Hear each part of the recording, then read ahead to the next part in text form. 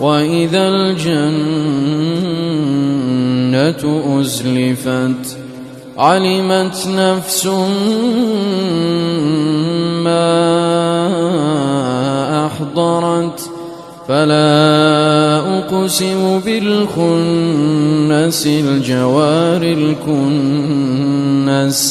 والليل إذا عسعس والصبح إذا تنفس إنه لقول رسول كريم ذي قوة عند